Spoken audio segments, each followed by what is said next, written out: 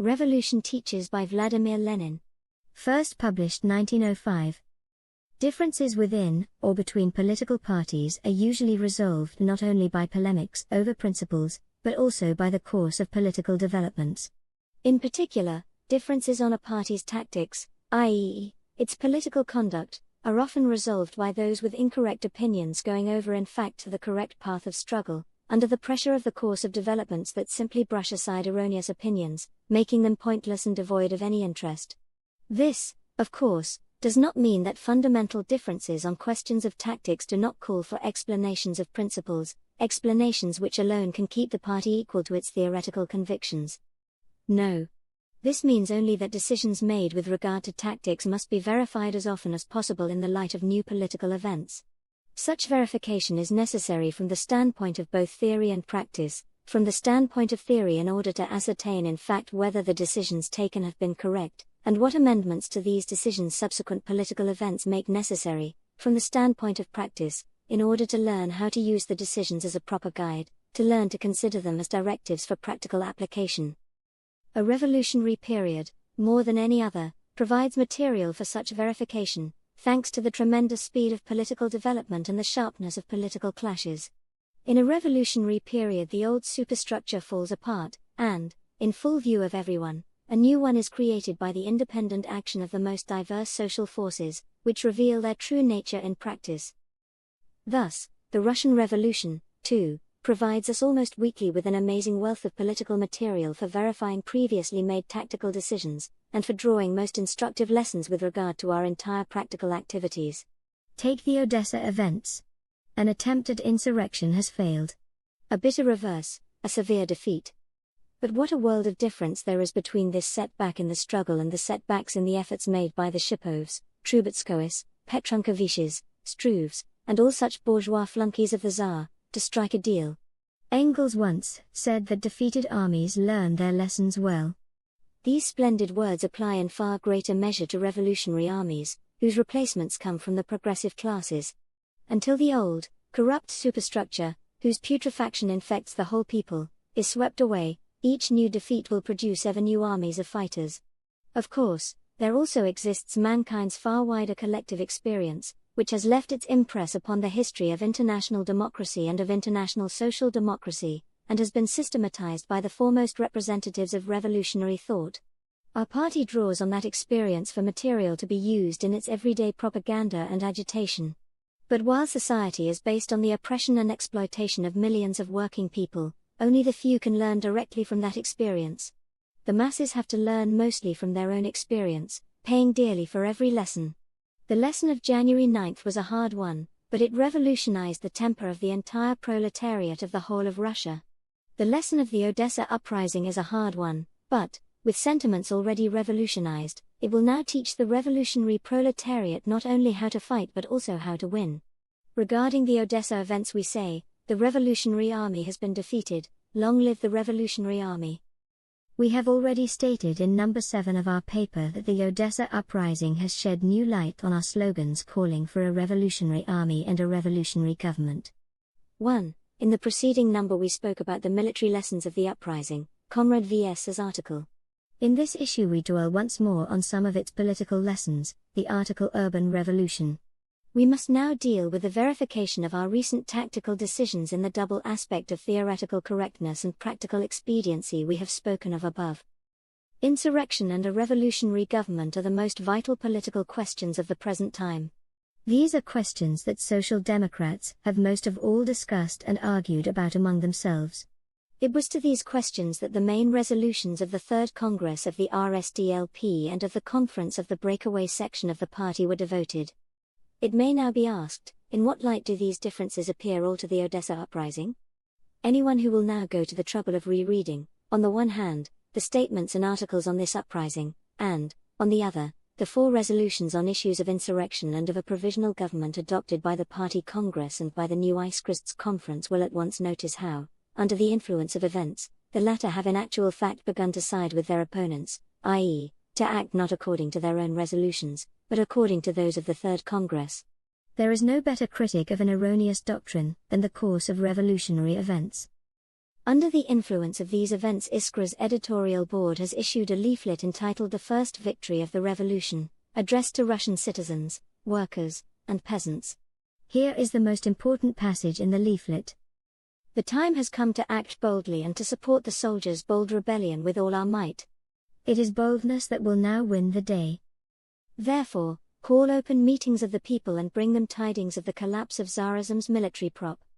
Wherever possible, seize municipal institutions and make them the bulwark of the people's revolutionary government. Oust the Tsarist officials and appoint general elections to bodies of revolutionary government, to which you will entrust the provisional administration of public affairs pending the final victory over the Tsar's government and the establishment of a new political regime. Seize the branches of the state bank and the arsenals and arm the people. Establish contacts between the cities, between town and countryside, and let armed citizens hasten to each other's assistance wherever aid is needed. Take the prisons and free the champions of our cause imprisoned there, they will swell your ranks. Proclaim everywhere the overthrow of the Tsarist monarchy and its replacement by a free democratic republic. Arise, citizens! The hour of liberation has struck. Long live the revolution! Long live the democratic republic! Long live the revolutionary army! Down with the autocracy! Thus, we have before us a determined, open, and clear call for an armed uprising of the whole people. We also have here an equally determined call, though, regrettably, inexplicit and incompletely worded, to form a provisional revolutionary government. Let us first consider the question of an uprising. Is there any difference in principle between the way this question was handled by the Third Congress and by the Conference? Undoubtedly there is. We have already dealt with this in Proletary, number 6, A Third Step Back, 2, and we shall now refer, furthermore, to the instructive testimony of Overboshtenier. In middle number 72 of the magazine we read that the majority is lapsing into abstract revolutionism, rebelliousness, and eagerness to stir up insurrection among the popular masses by any and every means, and to immediately seize power on their behalf. On the contrary, the minority, while steadfastly adhering to the dogma of Marxism, at the same time preserves the realistic elements of the Marxist world outlook. This opinion of liberals who have gone through the preparatory school of Marxism and through Bernsteinism is extremely valuable. The liberal bourgeois have always reproached the revolutionary wing of social democracy with abstract revolutionism and rebelliousness and have always praised the opportunist wing for its realism in stating the question. Iskra itself has had to admit, see number 73, note referring to Mr. Struve's approval of the realism of Comrade Akimov's pamphlet, that, when spoken by the Overboshtenier League members, realist means opportunist. The Overboshtenier League members know only pedestrian realism, the revolutionary dialectics of Marxist realism, which emphasizes the urgent tasks of the advanced class, and discovers in the existing state of things those elements that will lead to its overthrow, are absolutely alien to them. Therefore, Overboshteniers' characterization of the two trends in social democracy once more confirms a fact proved by our literature, namely, that the majority is the revolutionary wing of Russian social democracy, and the minority its opportunist wing. Overboshtenier definitely admits that, compared with the Congress, the Conference of the minority regards insurrection in a quite different way. Indeed, the Conference resolution in the first place defeats its own purpose by now denying the possibility of a planned uprising, Clause 1, now admitting it, par. D, and, in the second place, confines itself to a mere enumeration of the general conditions for preparing an uprising such as, a. extending agitation, b. strengthening the ties with the mass movement, c. promoting a revolutionary consciousness, d. establishing connections between the various localities, e. winning over non-proletarian groups to support the proletariat. The Congress resolution, on the contrary, outspokenly proclaims positive slogans, recognizes that the movement has already made insurrection imperative, and calls for the organization of the proletariat for the immediate struggle, for the adoption of the most energetic measures to arm it, for the explanation through propaganda and agitation not only of the political significance of the uprising. In essence, the resolution of the conference confines itself to this, but also its practical and organizational aspect. For a clearer understanding of the difference between the two solutions of the problem, let us recall the evolution of social democratic views on insurrection since the very inception of the mass working class movement. The first stage, 1897. In his Tasks of the Russian Social Democrats, Lenin states that to decide at the present time the question of what methods the social democracy will resort to for the direct overthrow of the autocracy, whether it will choose an uprising, or a widespread political strike, or some other form of attack, would be akin to generals calling a council of war before they have mustered an army. p. 18. 3. Here, as we see, there is not the slightest reference to preparations for an uprising. What is spoken of is merely the mustering of an army, i.e., propaganda, agitation, and organization in general. The second stage, 1902. In Lenin's What is to be Done? We read: Picture to yourselves a popular uprising. Probably everyone will now, February 1902, agree that we must think of this and prepare for it. But how? Surely the Central Committee cannot appoint agents to all localities for the purpose of preparing the uprising. Even if we had a Central Committee, it could achieve absolutely nothing by such appointments under present-day Russian conditions. But a network of agents that would form in the course of establishing and distributing the common newspaper would not have to sit about and wait for the call for an uprising, but could carry on the regular activity that would guarantee the highest probability of success in the event of an uprising. Such activity would strengthen our contacts with the broadest strata of the working masses and with all social strata that are discontented with the autocracy, which is of such importance for an uprising. Precisely such activity would serve to cultivate the ability to estimate correctly the general political situation and, consequently, the ability to select the proper moment for an uprising. Precisely such activity would train all local organizations to respond simultaneously to the same political questions, incidents, and events that agitate the whole of Russia, and to react to such incidents in the most vigorous, uniform, and expedient manner possible, for an uprising is in essence the most vigorous, most uniform, and most expedient answer of the entire people to the government. Lastly, it is precisely such activity that would train all revolutionary organizations throughout Russia to maintain the most continuous, and at the same time the most secret, contacts with one another, thus creating real party unity, for without such contacts it will be impossible collectively to discuss the plan for the uprising and to take the necessary preparatory measures on its eve, measures that must be kept in the strictest secrecy, pages 136 to 37. 4. What points does this reasoning bring out with regard to the question of an uprising? 1. The absurdity of the idea of preparing an uprising by appointing special agents who would sit around and wait for the call. 2. The necessity of contacts established and the course all work done in common between people and organizations engaged in the regular work. 3. The necessity of strengthening the ties between the proletarian, workers, and the non-proletarian, all the discontented, sections of the population in the course of such work. 4. The necessity of jointly cultivating the ability to appraise correctly the political situation and to react to political events in the most expedient manner. 5. The need for actual unification of all local revolutionary organizations. Consequently, the slogan of preparations for an uprising is already plainly advanced, but as yet there is no direct call to rise, no recognition that the movement has already led up to the necessity for an uprising, that it is necessary to arm immediately, to organize ourselves in combat squads, etc. Before us is an analysis of those very conditions for preparing an uprising which are repeated almost literally in the conference resolution, in 1905. The third stage, 1905. A further step forward is made in the newspaper period and later on in the resolution of the Third Congress. Besides general political preparations for an uprising, a direct slogan is issued, namely, that we should immediately organize and arm for an uprising, and that special, combat, squads should be formed, as the movement has already led to the necessity of an armed uprising, Clause 2 of the Congress resolution. This piece of historical information leads us to three indubitable conclusions. 1. The assertion of the liberal bourgeoisie, the Overboschnie League, that we are lapsing into abstract revolutionism and rebelliousness is a downright lie.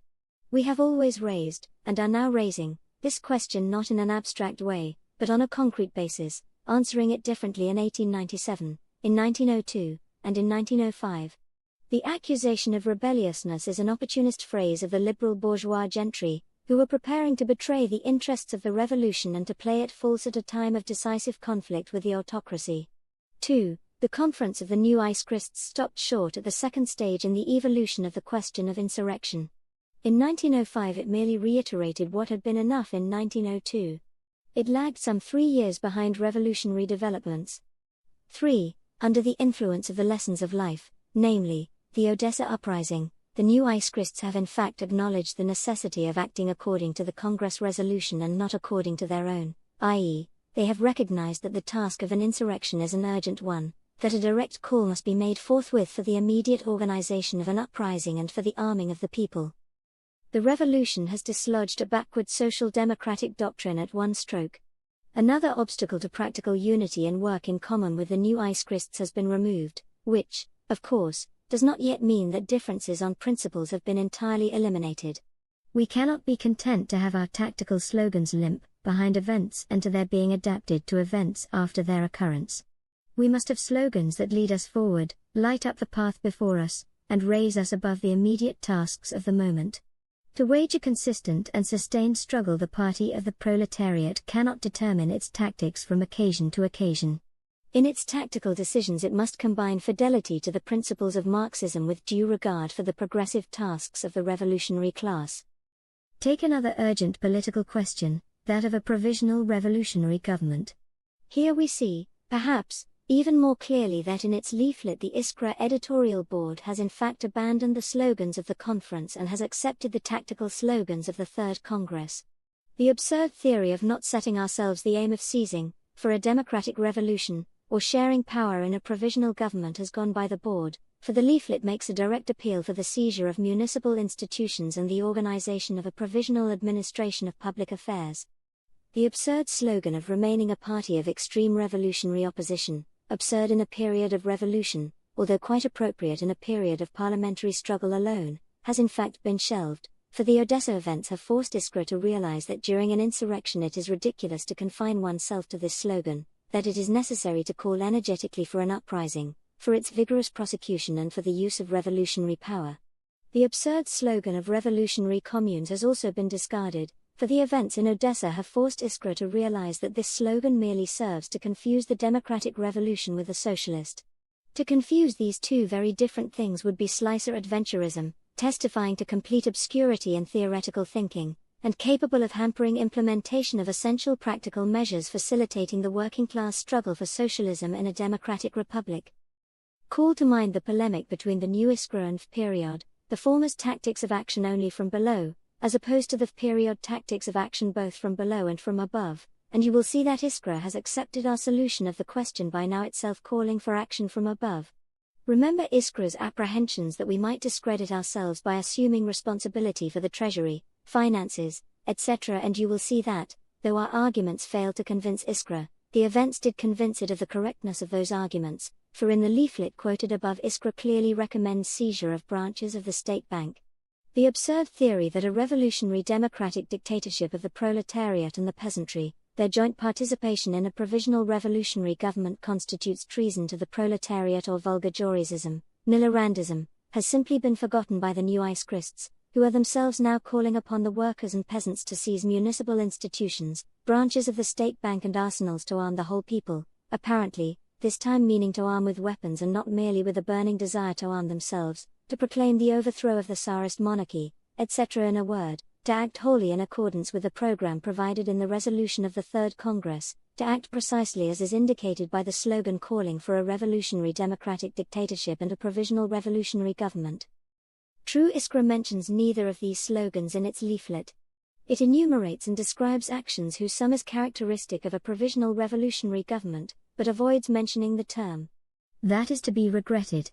In actual fact it accepts this slogan, but the absence of a clear term can only create vacillation and uncertainty, and so confusion in fighters' minds. Fear of the words revolutionary government and revolutionary power is a purely anarchist fear, and unworthy of a Marxist. To seize institutions and banks, appoint elections, establish provisional administration, and proclaim the overthrow of the monarchy, for all this the first and absolutely necessary step is the proclamation of a provisional revolutionary government to unite all the military and political activities of the revolutionary people and direct these activities towards a single aim. Unless there is such unity, unless the provisional government is universally recognized by the revolutionary people, unless it assumes all power, any seizure of institutions and any proclamation of a republic will remain merely an outburst of senseless rebelliousness. Unless it is concentrated by the revolutionary government, the people's revolutionary energy will merely dissipate after the first success of the uprising, squander itself on trifles, and lose its national scope. It will be unable to cope with the task of keeping what has been seized, or of giving effect to what has been proclaimed. We repeat, Social Democrats who do not recognize the decisions of the Third Congress of the RSDLP have been in actual fact forced by the course of events to act in full accordance with the slogans proclaimed by the Congress and to throw the conference's slogans by the board. Revolution teaches. It is our duty to make the most of the lessons it provides, frame our tactical slogans in conformity with our conduct and our immediate aims, give the masses a proper understanding of those immediate aims, and start most extensively organizing the workers everywhere to fight in an uprising, create a revolutionary army, and form a provisional revolutionary government.